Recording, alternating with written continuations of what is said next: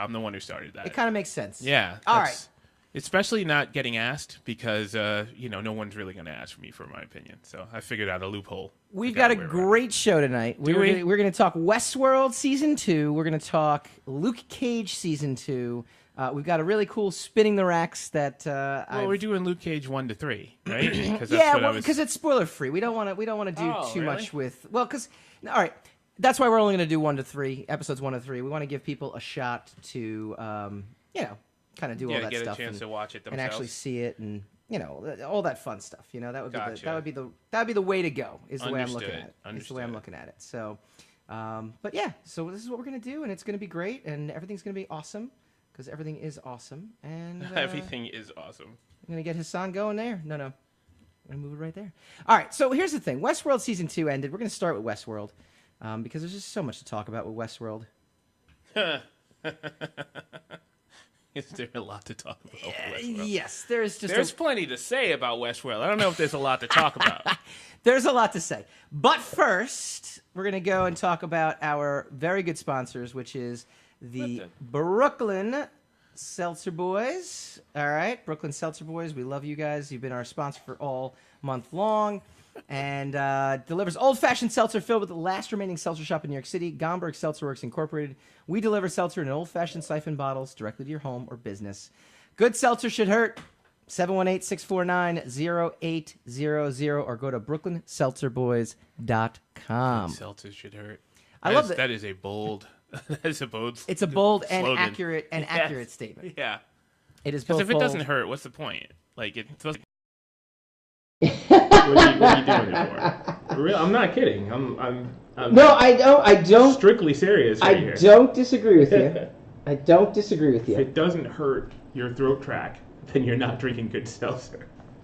Yes, I don't disagree with that either. I think we're pretty much covering all the bases here. So okay, even kind of knock this off about whether we give our opinions or not about these particular shows. I really got to say something about this seeming trend of, and people might see where I'm going with this, stretching a really thin plot line out for 10 hours. Yeah. And this is what I was saying before about let's say the Force Awakens or the Last Jedi or that method of the modern day method of intrigue fiction. Yeah. Where we're talking Westworld Season 2, by the way. Go ahead. Yes, but I'm just saying. No, I know. It's in the same trend.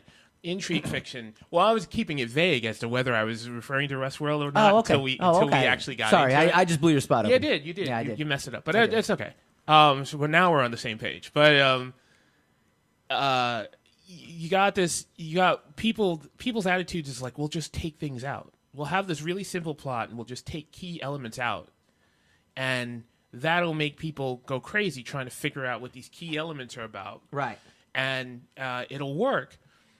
But they missed the point. The stuff you do give us has to be intriguing. It has to be interesting. Right. It has to be coherent enough that we could follow. That one is the one I'm going to really focus on when it comes down to it has to be coherent enough to the point where we could follow what we're seeing so that we know what we're not getting. Right. If you're just making it a jumble and then taking key elements out and then trying to be Pulp Fiction clever by wrapping it all up. Yeah. No. Yeah. No. But I'll let you. Let's no. roll out. I think you kind of hit the nail on the head. And this is what I was saying. Our feelings on Westworld Season 2. I couldn't convince anybody about this because The Force Awakens came out, and The Force Awakens was a big hit, and it made $2 billion, and everybody was really excited because, okay, Star Wars is back, we got our fiction back, we got our mythology back, everything's great. And I'm sitting here saying, the way they built that, the way they put the through line on that, the foundation of that, there's no foundation because you set it up with absolutely no basis of information. Yeah. Mm-hmm. You just basically just vagued your way through it. Yeah. And the next guy that comes along, it's going to be his responsibility to flesh these things out. Yeah. Now, at that time, even I was working under the impression that they had at least put together an outline. Sure. But what I was trying to, I see where you're going with yeah, this. what I was trying to impress upon people is that you can't tell stories that way. You Yeah. can't just omit things and think that you're telling a compelling story. Right. Westworld season 2 is kind of the epitome of that. Yeah. Not only that, in my opinion, I'm just going to go right into Yeah. my other problem with it. We've only got an hour, and we've Yeah. learned that an hour goes by yes, very it fast. does. My other problem with it is that why did it take 2 years to tell that story? It took them 2 years. I agree. So why did I have to wait a year for them to... I figured the way the first one ended... Did it not come off as a Lost-esque yeah. kind of season where where you just didn't, they Some guy on a YouTube made a comment. There was a YouTube comment. Yeah. This is as intelligent as a YouTube comment. So just everybody be prepared. But some guy said, Westworld went full Lost. You never go full Lost. Yeah. For the end. But that's It's the whole fantastic. thing, like the whole season. So here's my thing. Go This ahead. is a tale of Let's two I sadly suspect that we're both going to agree about this, which is going to make for terrible. bad It's radio. terrible, Yeah, but but I'm going to say Westworld season 2 is a tale of two reactions. Okay. okay. Some of the best single episode, just riveting. When you have Maeve and her band of merry men and women, traipsing through Shogun World, Right. was just so compelling, and it was like, wow, Well, she can do stuff. This is amazing. Like, this is really cool. It's compelling because of the visuals, I think. The visual- Because the production value of that show is off the charts. The visuals are great, but the tension was great. Who's coming out of this, who's not coming out of this. Having the writer kind of join the crew was kind of cool a little bit too, until the season finale, which I thought was the dumbest thing I've ever seen. I'm going to get to that because that is such an important part of what's wrong with the. But go ahead. But all that stuff, fantastic. And then, you have this like overarching story, which is not even near close to compelling to what season 1 was. No. And I know you don't like to compare 1 and 2. I know you don't like to compare these things, but they use the same tools, so I am comparing it, right? They attempted to do the same thing. Stranger Things, we had the issue that we were comparing the pacing of it. Right? Yeah. Mostly. And I said it wasn't really fair to compare it because it's like one through line story. But Westworld kind of sets itself up to be a through line story, but they kind of half settled the riddles of the first season. Sure. And then they were supposed to be giving us new intrigues for this season. Sure. And the new intrigues was just what's going on. You know, Right. that was the only mystery they gave us because you figure out what they're after kind of halfway through or maybe 3 episodes in. Yeah. What the secret MacGuffin is this this the Pentium chip that Yeah. that has the secret the neural patterns of everybody who's ever been to the park. Right. Whatever. Great. Right. Which was, you feel like just stop right there. Didn't that feel like a kind of like a forced plot? It was the whole thing. Like was it forced. never existed in season 1. It was never really alluded to in season 1. The worst thing ever. And this is Yeah. what the thing I was saying about the Maeve. Like you go through this situation with Maeve and with Dolores and all these characters, and you kind of deal with the slow pacing of it because the episodes are really good, well written. Right. The production value is fantastic, but you give it goodwill because you think it's going somewhere. The problem with doing stories like this is it only works when you're watching it for the first time. Because Right. when you buy the DVD or when you see it later, you're like, yeah, but I know this is going nowhere. Or the conclusion is coming from unreliable narrators, which means next season or season after next, they could just turn it, they upend it and decide none of that was real. And that's my issue with this kind of stuff. It's not real storytelling.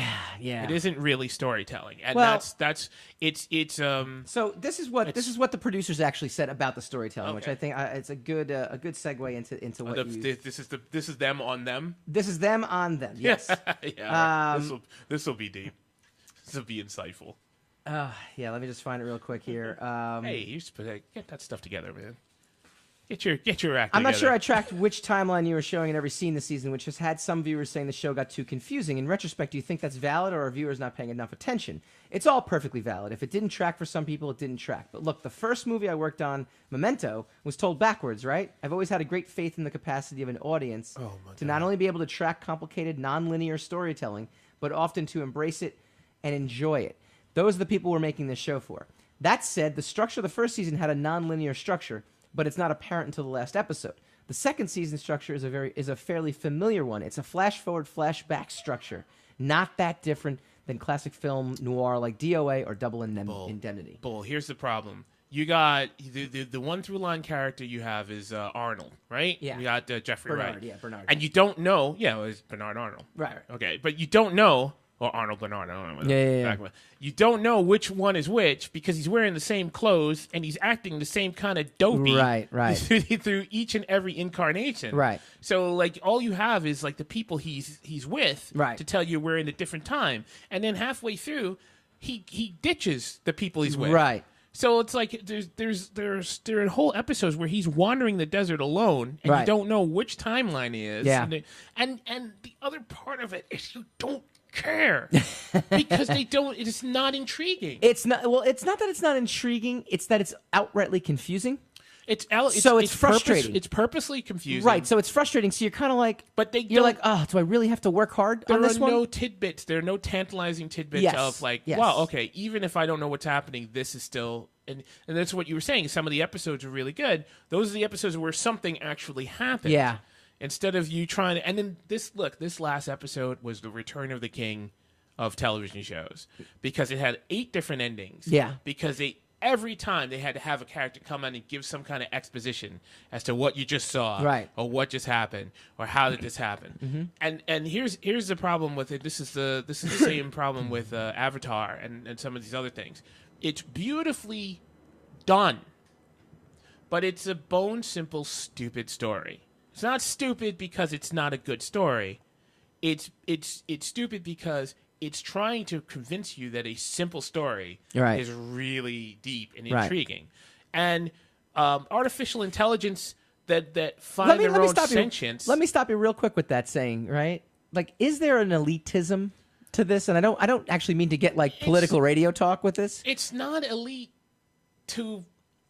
Like even their own reaction to the storytelling was like, well, we have faith in our audience that they're going to be able to pick it up, and it's like, I don't want to pick it up. I'm a smart dude. I work a lot. I just want to come home and enjoy something. You strung me along in a great way in issue 1. In season 1, you're just basically trying to say, okay, well, we have this story convention. We've got to use the story convention.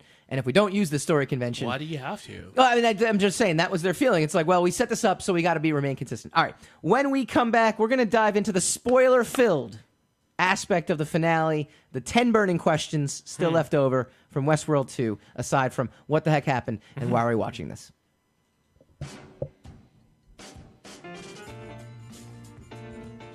You're listening to the Talking Alternative Network.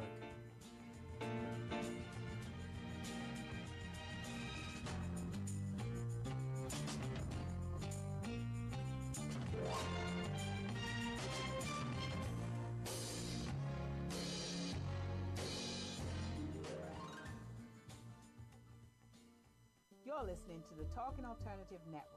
Are you stuck in a rut? Negative thoughts, feelings, and conversations got you down? Hi, I'm Noreen Sumter, the Potentiator.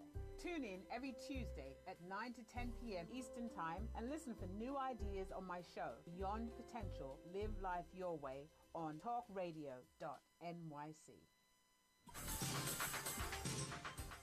Who do you want to connect with? Are you an entrepreneur or intrapreneur looking to build your following? Welcome to our show. Follow Me Friday with Joan and Priya. Tune in every Friday at noon Eastern on talkradio.nyc. We're your digital connectors. Woo woo!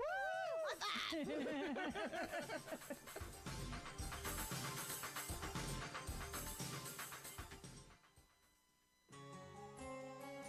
Talking Alternative Radio, 24 hours a day.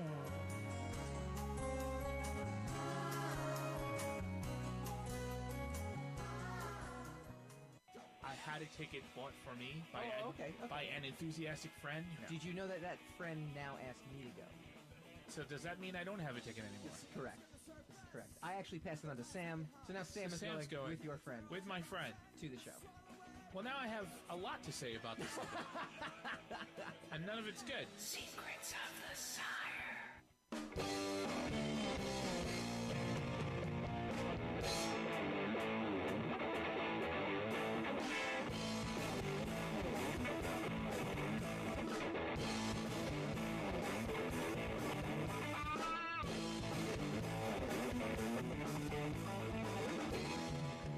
Welcome back to Secrets of the Sire. We do this every Wednesday night, 8 p.m. Eastern, talkradio.nyc, and streaming live on facebook.com/Secrets of the Sire. Want to remind folks, the mainstream, that's the book that I'm working on right now, from Zenoscope. Issue 3 is in stores today. Go check it out. We just got a B+ from a reviewer who hated the first 2 issues, so that's improvement right there.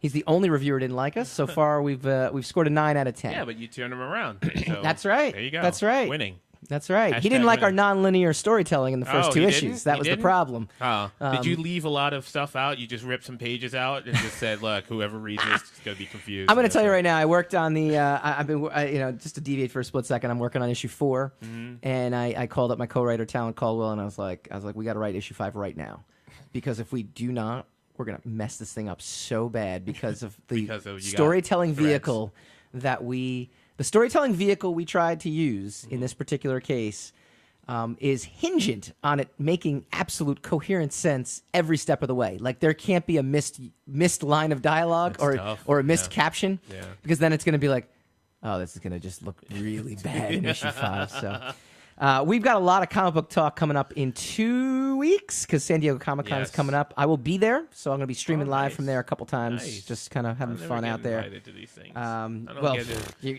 Invited. You got to submit to get a professional badge. That's free. Oh, it should be company dime. That's man. Aren't free. We an organization? No. The professional badge is free. Everything else that costs money. That was. I'm just saying. San Diego's not an easy trip, man. We got a company here. We got a company that makes less money. Let's we put together some petty cash. We lose money. On the flight. We've been through this. We lose money every time. All right, we're talking Westworld season 2. We definitely talked about. I mean, look. At the end of the day, I'll still kind of tune in for season 3, but I'm not going to be as engaged. I'll keep watching. Look, it's not a deal breaker. I just think this season was a disaster. It's not like the circumstances that I am not invested enough in it to either keep it or quit. And this is spoiler filled, right? For a second. Yeah. The way they ended it too, is the same way they kind of ended in the first season. That could be the end of the show. I don't need to know anymore. Like, you know what's funny? Like, that's even worse. You don't need to know anymore, but it's like look, I'll compare it to the girl with the dragon tattoo, right? Yeah. Fantastic. Even I'm just talking about the book now. I'm not even talking about the 80 movies that they've made that try to adapt it. I've never read anything so compelling as the lead-in to the lead-in to that mystery of like them setting that mystery up and explaining like what the stakes are of the mystery or what the goal is. So I'm like, wow, this is going to be fantastic. And without spoiling that book for anybody, when you get to the end and you find out what the mystery is, you're like, oh, all right. Okay, so... And that's even funny. That didn't happen in season 1. When you got to you knew kind of where it was going, but how they got there was pretty cool. Here's the problem. Season 1, that story, if you are into science fiction, was... so obvious. It's like, okay, these guys are going and also if you saw the movie in the 70s, I'm just saying, there was nothing in season 1 that wasn't a cliche, a science fiction cliche. But it was just really well done. So it's very pretty to look at, and it's not the why, it's the how. Yeah. It's how they got there. But the next season, they're starting to drink their own Kool-Aid with how clever the first season was. I know. So instead of this time, they didn't even dress up their rudimentary plot line. They just tried to confuse you, as a lark for you to think that you are really watching some heady intellectual stuff, and you're not. Yeah, you're really not. Yeah. Once you find out, it's like, okay, these certain people are trying to get out of the park, right? The hosts are trying to get out of the park, and you find out that it's actually existential leaving instead of physical leaving. Right. So that was the only mystery that they really, that they really revealed. It's but you know what the problem with that too, though, is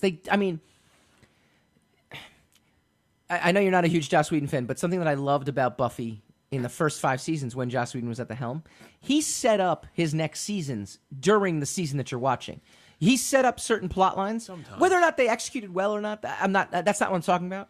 Marvel Comics are great at that. David Michelini, when he wrote Amazing Spider-Man, this is going back 20 years ago, was amazing at setting up, okay, here's what you're going to be reading 6 months from now. Season 1 had nothing. All Season 1 was the robots are going to become sentient. They're going to take over. They're going to get their own free will. That's it. Mm-hmm. So then all of a sudden you get in this thing, and they're like, oh, and by the way, there's this bigger thing where they're collecting, spoilers, they're collecting people's data and the people in the park, and that was always the game. And it's like, no, it wasn't always the game. If it was always the game, you would have set something up in the first season for this. But you didn't. No. You told a beginning, middle, and end brilliantly. And they dropped. And now they dropped a significant storyline, which was William was looking for this game within the game, right? Yeah. Now, it is addressed in here, and that is one of the burning questions that kind of go unanswered. Why is the door meant for the man in black?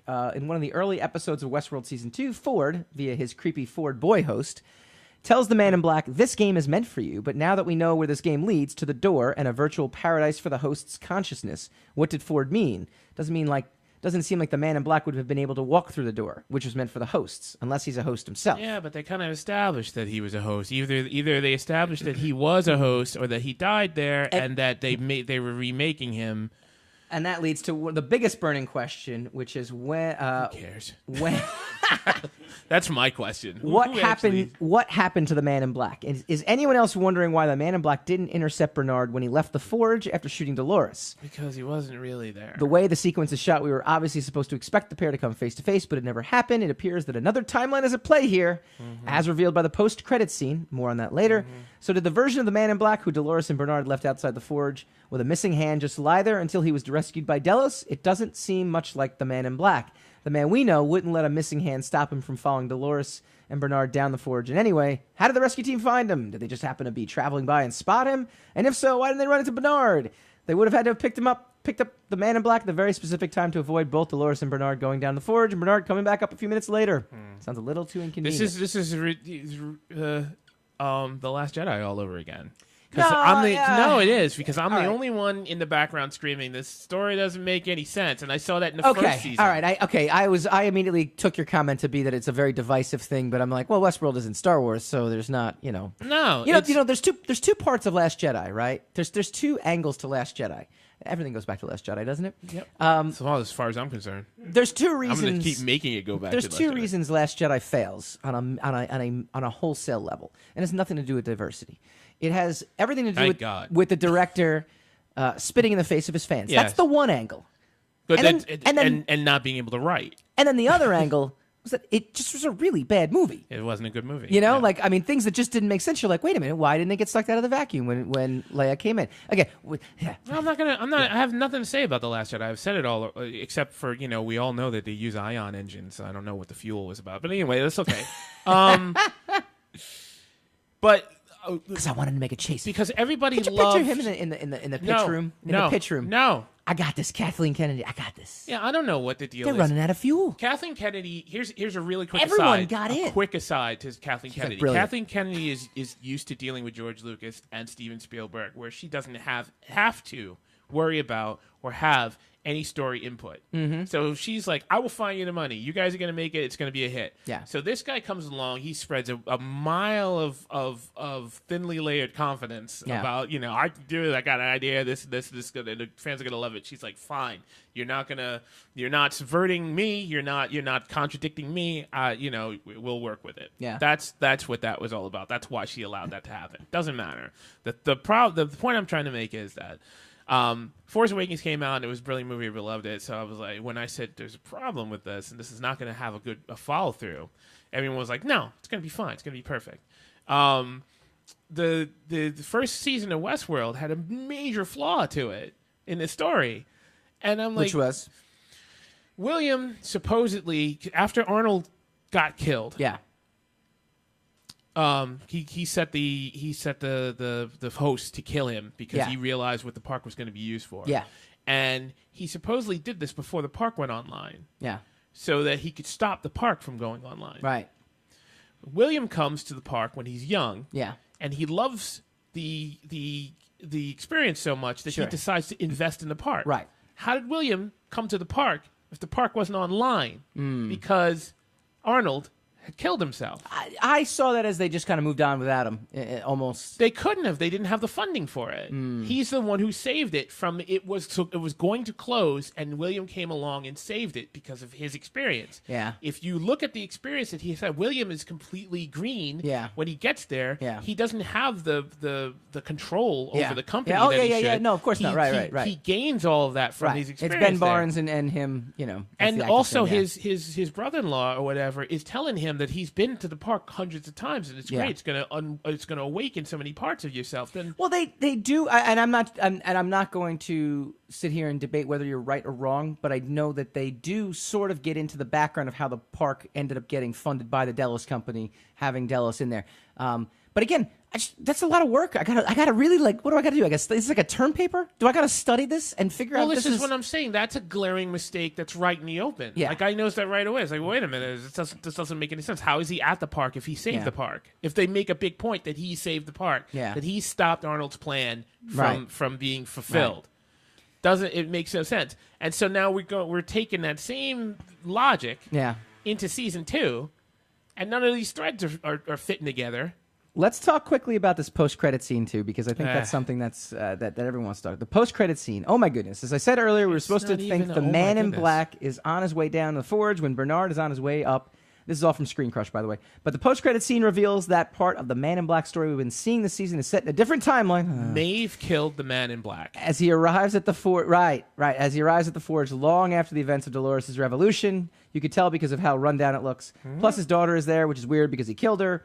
Then he gets taken into the same room as James Delos' hosts lived in when Delos was trying to figure out how to implant a human consciousness in a host body. And boom, this version of the Man in Black is a host, and he's been reliving his loop again and again, always ending up in the same place. And when we come back, we'll give you an explanation as to what that is before we jump into Luke Cage, Season 2, and the top 10 Marvel Netflix moments. You're listening to the Talking Alternative Network.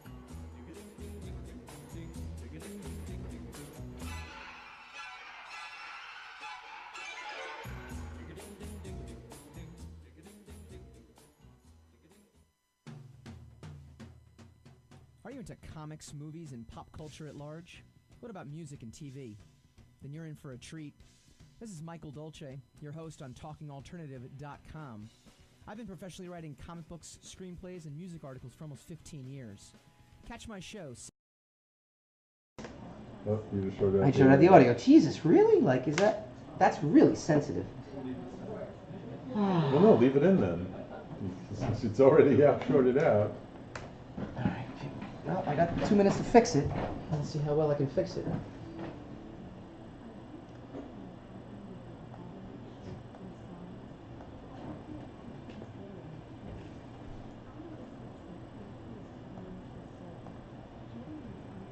No? Really? That's why. Here we go. Healthy life. Join us every Wednesday at my new time, 7 p.m. Eastern Standard Time on talkradio.nyc.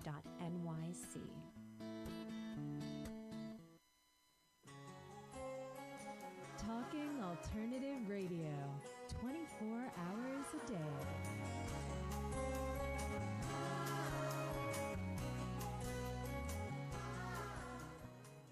It's like when you name your kid Jeeves and he becomes a butler. You know, it's like you just know. Yeah, you screwed your kid. You've set a course. You've set a course for that kid. Yes.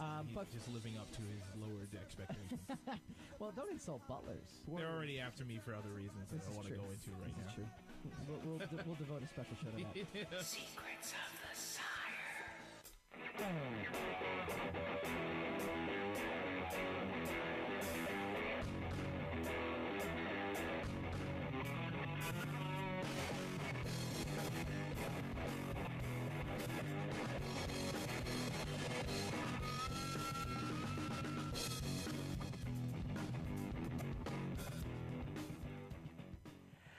Welcome back to Secrets of the Sire. We do this every Wednesday night, 8 p.m. Eastern, talkradio.nyc. I'm doing this microphone style. man, I'm doing this like lead singer style now. What's going on? Which is good. What's happening? There's always a little. There's always something, little right? technical difficulties that always rear their ugly heads. But hey, we're here and we're live, and that's a good thing, right? Yeah, let's get used to it. That's all we need to know. I am your host, Michael Dolce, joined by Hassan Godwin. All right, we're gonna get into Luke Cage, and we're getting into some top Marvel moments, Marvel Netflix moments. But first, we want to get into the post-credit scene, which was very, very well talked about. We're talking Westworld season 2 A finale. lot of people thought it was brilliant, right? It was like, oh my God, this is so moving. This is so intriguing. I will say this, that the Man in Black to me is the most fascinating character in the whole show, to be honest with you. Maeve is a close second to me. The Man in Black didn't have any purpose this season, though. No, I know. Which is they invented a purpose for him. Yeah, which is like no one, and then he comes to this like philosophy of nobody tells me, nobody controls my destiny. Nobody. It's like, well, wait a minute. If you're in charge of the company, who's telling you to do what? Yeah. No, I know. It's pure nonsense. I know. No, there's a lot. Plus the fact that he didn't know who Arnold was originally. That to me was the glaring. He didn't know who Arnold was. That's the glaring error to me. They go into the system. They meet the architect, right? The Matrix, the Colonel Sanders guy from the Matrix, right? Who looks like Delos' son, right? And he tells them that it's the same plot for the Matrix. It's like, yeah, you know what? Everything is we were being too complicated before. Yeah, we had to simplify the code in order to properly copy humanity, the human consciousness, because the human consciousness doesn't change, and it's based on self-destruction and misery, blah, blah, blah, right? So that was the through line, right? That's an unreliable through line. That's the bottom line. But 2 scenes before that, or maybe the scene that happened simultaneous, the writer, the host writer, the designer, sacrifices himself for the rest of them, which is certainly a change of personality. Sure. It's a change of form. So if you're saying that humans don't change, and they're kind of unremarkable, and they're non-noble, and then you show that this guy sacrifices himself, you just contradicted yourself. Now maybe you did it on purpose because that's how deep everything is, but it's still a twisted message that you're given. Well, yeah. No, I'm pretty sure the Man in Black got killed by Maeve when the second, in my opinion, that episode where season 2 shit the bed. Bing.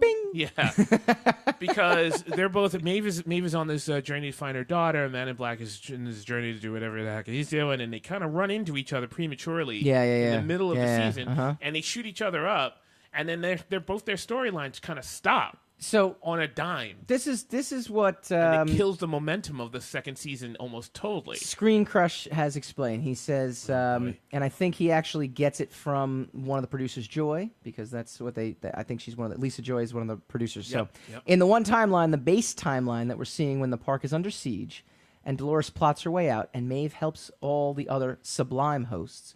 What happened was the Man in Black really did kill his daughter. He made a choice, and the choice was wrong. At the end, in that coda, the post-credit scene, what you realize is he's been forced to live that entire, basically the season we've just seen, he's been living it again and again and again. He always makes the same damn choice. He always kills his daughter. At the end, when you see Katja Ebers, which is Emily, again, we're in the far future where now she's not his daughter anymore. She's a recreation of his daughter who's come to examine him. So the post-credit scene is set way, way into the future where the Man in Black is now a host version of himself trying to break free of his loop. Right, he got killed by Maeve, I'm pretty sure. Yeah, I think in the reality of the situation when they both met each other, because that's but was that before or after he kills his daughter though? That's before. See, because so then he was shot up. According to this though, then that's not when he died. Okay, maybe so. He did not die. Then so it's this nonsense. According to the executive producer. Then the whole thing is nonsense. Yeah. The writers ran into a problem. They said we need something to happen for the third act of this second season.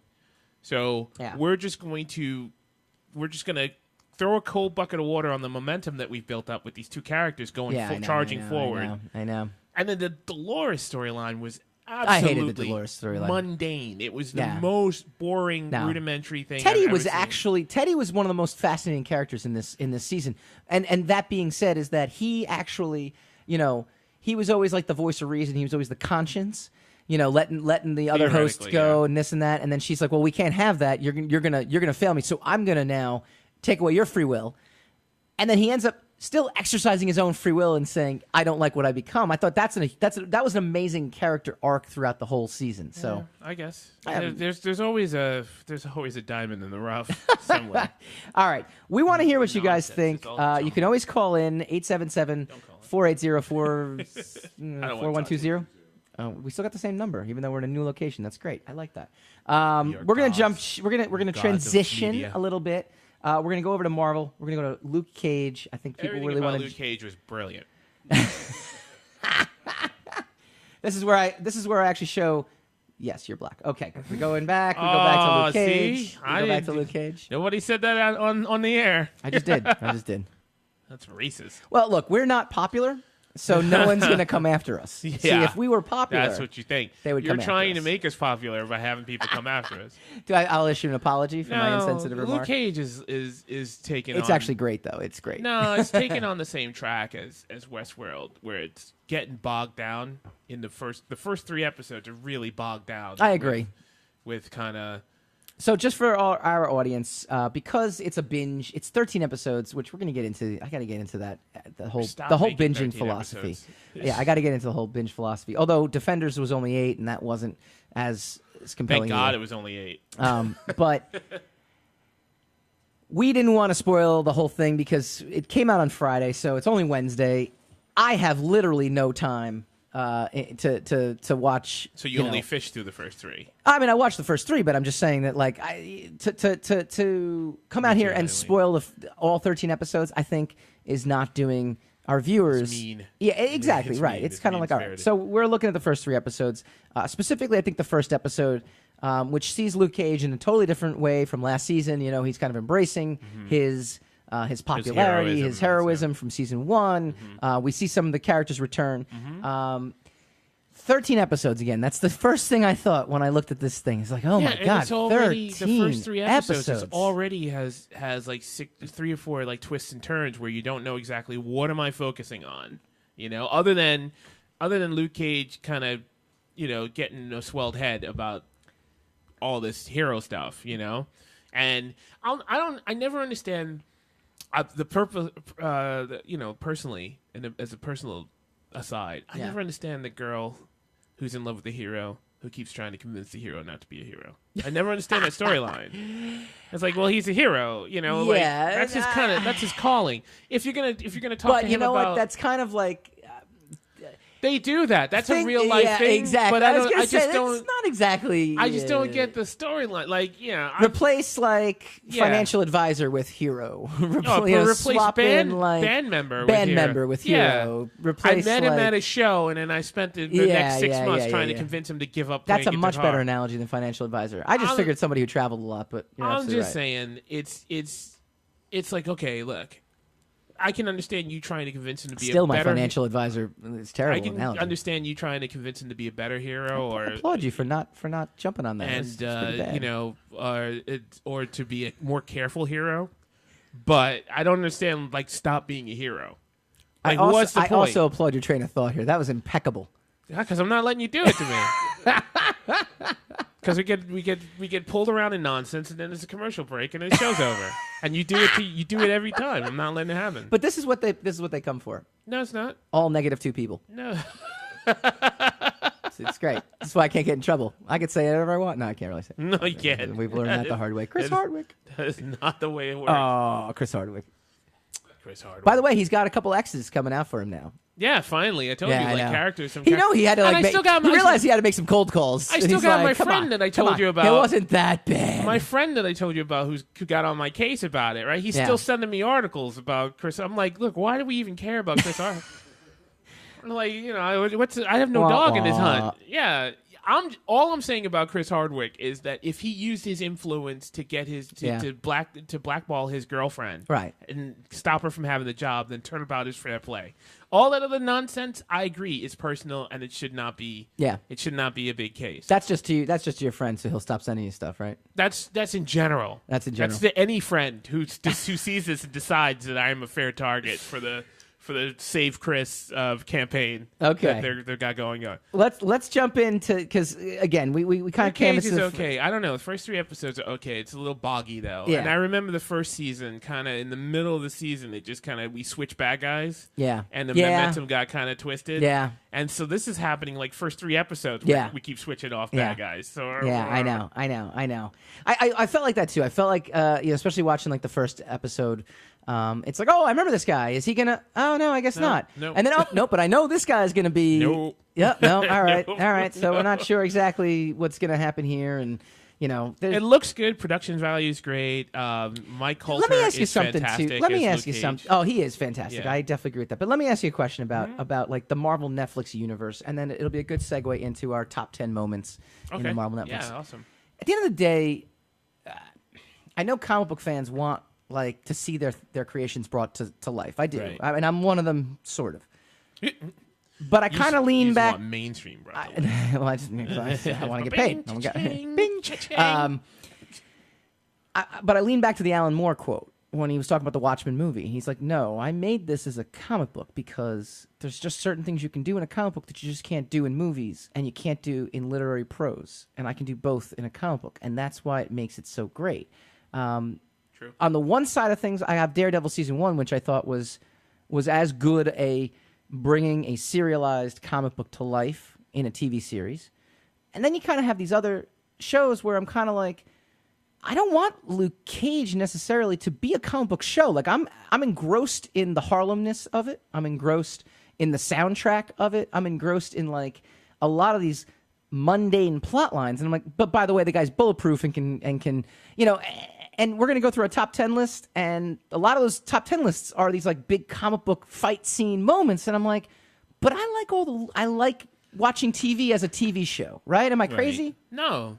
I mean, I think you can have both with Luke Cage because his power, his superpowers are so kind of grounded in reality. It's a reality based. Yeah. It's not like he's got lasers in his eyes or anything like that. He's just Right. bulletproof and he's really strong. Right. So you can put that in pretty much any urban setting and have and still have it work with regular drama. Right. Because he doesn't fly. Right. That kind of I know. thing. So I mean, you can get that with Luke Cage. There's but- always an aspect. I was watching Jessica Jones, and the scene where she pulls the car back, and this is going back to like season 2, episode 1, or season 1, whatever it was, where she pulls the car back, and I'm like, oh, that's right, she's a superpowered superhero, and I'm like, I didn't need that. Like this whole time, I'm engrossed in like her character. Yeah, but I mean, that's kind of that's an added bonus. I guess so. I guess so. All right, we're gonna rally off. We're gonna rattle off. We're gonna start with our top 10 moments, and then we're gonna feed into the next segment. My top 10 moments, starting with, and we got this from Screen Crush as well too. The Punisher Rampage, season 1, episode 1, where he goes and he's the Punisher, and I'm actually gonna say at the end of the episode when he stands up for the fallen. Not the fallen, but the in trouble coworker, and he's the Punisher because it's the only time in the whole season he's the Punisher. Right, in the we first get to episode, kind of enjoy right? it. Yeah, yeah. We get to enjoy it. That's going to kick off our top 10. When we come back, Luke Cage, more Punisher, Daredevil, Defenders, Jessica Jones, top 10 best Marvel Netflix moments. Plus, we go spinning the racks. You're listening to the Talking Alternative Network.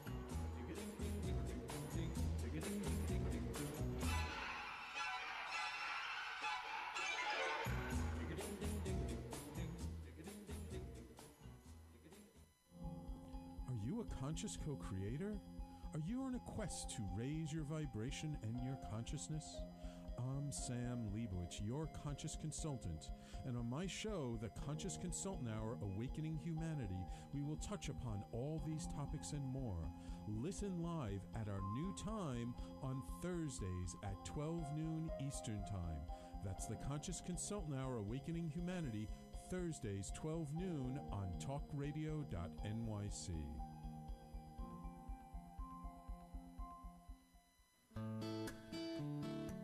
Are you feeling unhappy with your body, shape, or size? Ever feel out of control with food? I'm Elizabeth Tripp, your host of Nourish the Soul. Join me to uncover the root to these imbalances and discover a permanent solution to living a healthy life.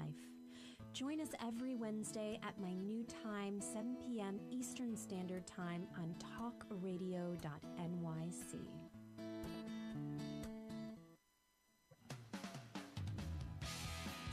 TalkingAlternative.com.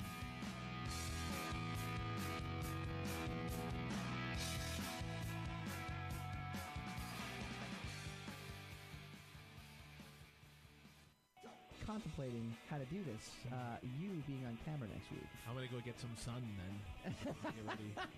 Don't read into it. Yeah. Just keep going. That was glass. very racially Have some insensitive. glass. See, there it is. Yeah, Now, yeah. see, you ruined it. It was a subtle nod to it now, and you just kind of hit it over the head with a hammer. Secrets of the Sire.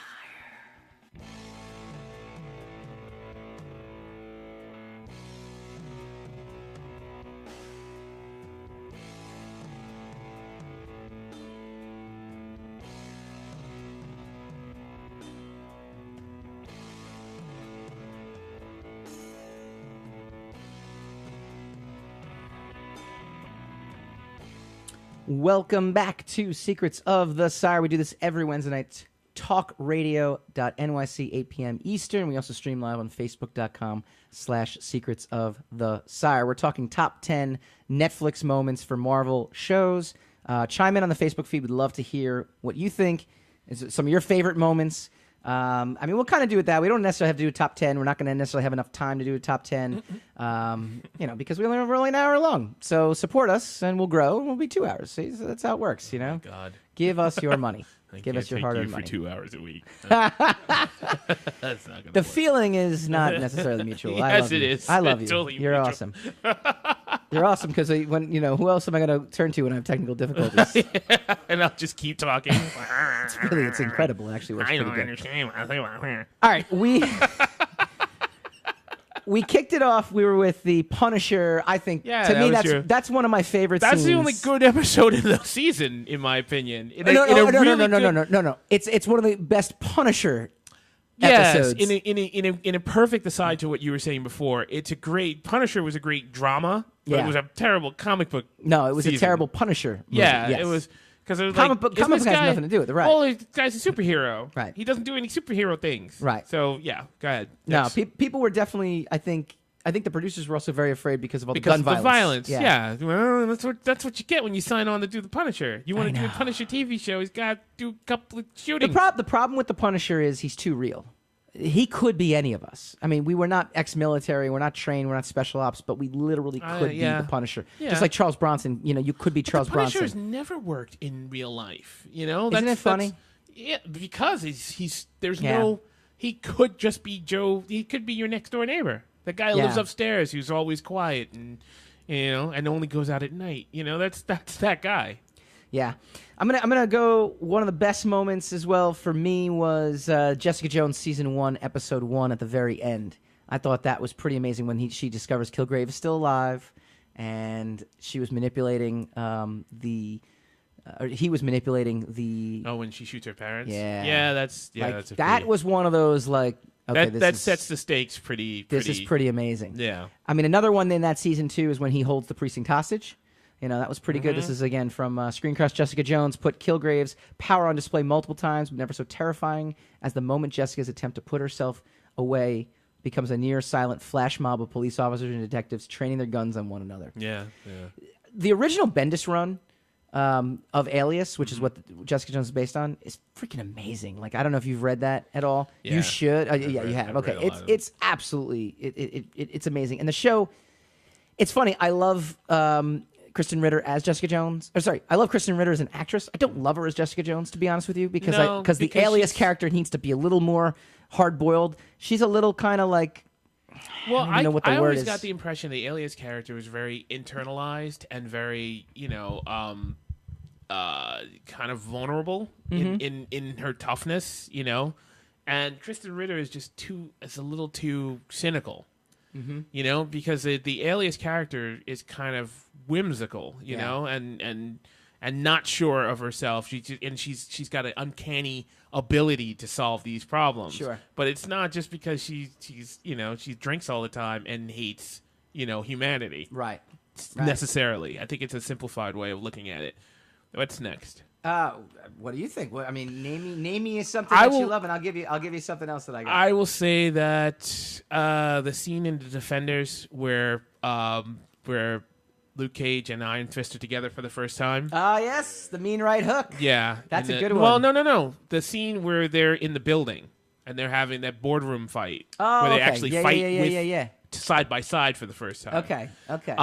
The sad thing is that's the highlight of the whole series, and that's not really a great scene. No, there was one other that was pretty good, which was when they're actually all coming down the hallway. Well, that's the same scene. Oh, it's the same scene. The continuation. Yeah, it's all it's continuation of the same scene. And that's the highlight of the series, and that's in episode like 3 or something. Yeah.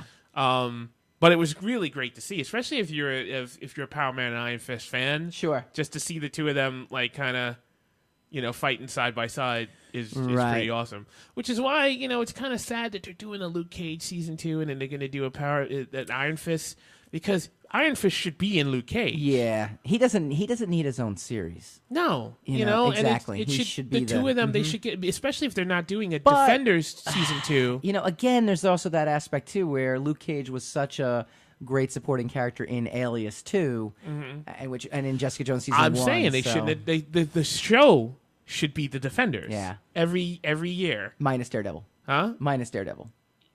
No, because Daredevil on his own. I'm just saying Daredevil on his own. Daredevil holds his own series, I think. I don't know. Season 2 of Daredevil kind of got bogged down after a while. I agree. And also, technically, the season 3.2.5, which is Defenders, it started to get, kind of mundane. It was like monotonous. Come on, dude. There's enough history to that character, though, that of course, not to say that they will, but they can pull that back. But it would be like was. Avengers, where you can focus on Tony Stark, which would be Matt Murdock. Yeah, and then you have all these other satellite characters with their own dramas going on. It's never going to happen, but I would love it if they just had one Marvel show to watch with these characters. That's what I'm saying. I know. I agree. I'm agreeing with you, which is terrible for the show. Last, and I think this is everybody's favorite scene, the Daredevil hallway fight in season 1. Yeah. I mean, that to me was not just look, because to me, I just like that guy's British. Is he really? Yeah. Charlie Cox? Yeah, he's totally British. He's like Andrew Lincoln from Walking Dead. Then you're like he's utterly British. Really well. And not only that, he was on Boardwalk Empire playing an Irish guy. With a perfect Irish brogue, and then he's in the commentary doing English accents. Like, wow, that's wrong on so many levels. But yeah, anyway. That's a great scene, and I'm happy for him. He's a fantastic actor. Makes perfect Matt Murdock. He does it perfectly, especially because we had Ben Affleck before. Are we down on this? Are we down on this for the wrong reasons, though? I mean, are we down on this? Are we just down in general today? I don't know. I'm not down. Are we just so saturated by content? There's a lot of content. There is a lot of it, but we make time for it. Okay. The problem is that everybody forgets the same thing. I forget it all the time, very easily. Yeah. I forget that the cure for writing is writing. Right. Yeah. Always trying to figure out how to tell a story or do something. The cure for figuring out how to do it is just to do it. Right. That's a simple through line. All these guys are trying to figure out how to top each other or how to attract attention. Right. Because there's an oversaturated market of content, right? And the thing that they're all forgetting is just tell a story and we'll watch it. Yeah. And they're sacrificing story every time. It's tough, though. It's tough. The competition's out there. That's why these guys get paid a F ton of money. Yeah. Right? So, look, I don't care. Tell the story. All right. We do this every week. We got time for one. We go spinning the racks. We don't have time for this. Damn it. Stop it. Bringing you the best in news around Stop setting it up. Just world. ask the question. This comes from IO9, Gizmodo.com. GameStop explains how and why it's going to start selling comic books in their stores. GameStop is going to be a comic book retailer. Okay. GameStop is going to be a comic book retailer. Okay. But for them, if you read the article, it is essentially, and it's not an article, it's an actual interview, which is amazing, with Clint Walker, who's one of their public relations folks. It's a natural extension for their brand. They already sell toys and collectibles. Video games are based off of that. One tidbit of information I thought was really, well, a couple. One, they're going to have spinning racks, which I thought was awesome. That's great. But two, they're talking about how and why it's such an extension is the fact that Marvel is already such a force. He says in some stores, based on some of the stuff that they sell, Marvel outsells Star Wars at this point. And I thought that's actually, you know what? Well, Marvel is that one of our brand's ruined. Marvel is one of our largest fandoms, but also one of the fastest growing fandoms. It's actually outperforming Star Wars currently with some of our mainstream products. Mainstream number 3 is in stores today. Go check it out. It's about an interdimensional police force, police's alternate realities. Speaking of mainstream, we are off next week, which is kind of cool. I'm not going to lie. We get a little break. We get July 4th. But in 2 weeks, we're going to be reviewing Ant-Man and Wasp. We're going to have one of the Ant-Man and Wasp stunt women. She's going to be calling in. We're going to have Joseph Rybant, who graciously could not make it tonight, but is going to be on in 2 weeks to give us a little bit of a San Diego Comic-Con preview of Dynamite Entertainment. Mm-hmm. I mean, we're just jam-packed, and the week after will be our San Diego Comic-Con preview, our massive preview, everything you want to know. So stay tuned. Stay here. I want to thank Elizabeth Tripp, Nourishing the Soul, Nourish the Soul from Behorn Forest. Every week. And coming up next is the Governor's House. You're listening to the Talking Alternative Network.